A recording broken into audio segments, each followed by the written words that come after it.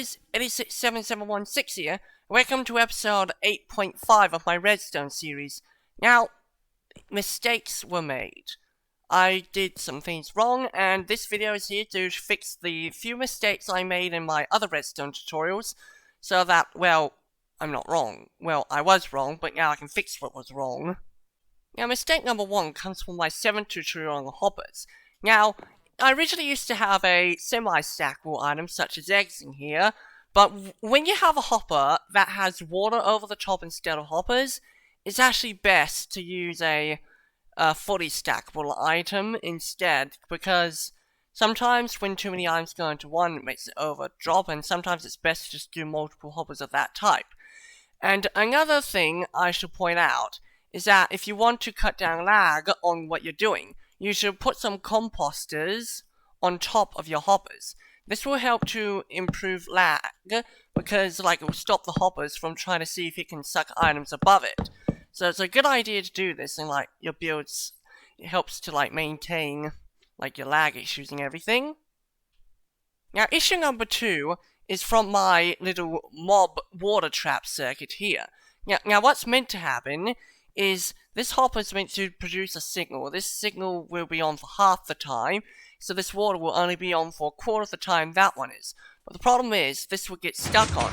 And that's because I should have been using a monostable circuit here, of the observer type would do, because it's the simplest of the monostables. And yeah, so yeah, this should have a monostable circuit between the pulse extender. It's kind of ironic to use a pulse shortener before a pulse lengthener. Yeah, why do we call pulse shorteners monostable circuits? Why, Mumbo? Now, the third one is less of a mistake and more of an improvement. Now, I tried to see if I could simplify this design, and theoretically I could, but couldn't. This was the original, which definitely does take up a little bit more space, because it needed a pulse extender for this piston. But I realized it could just be controlled by a dual-edge monostable, and that's a monostable that can be turned on and off, and an observer can literally just do that, because if you watch this, you can see that it turns on and off when it's on, and then turns on and off when it's off.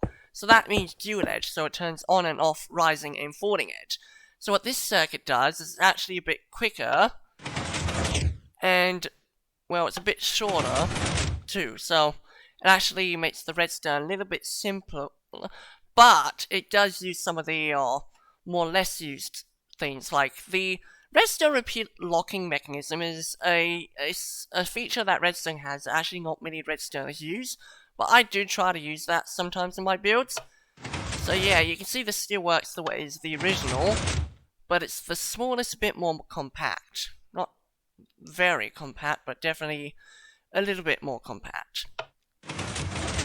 So there you go, those are the 3 mistakes I have made in all my redstone videos, and now I've just showed you how to fix them. Yes, I'm not perfect.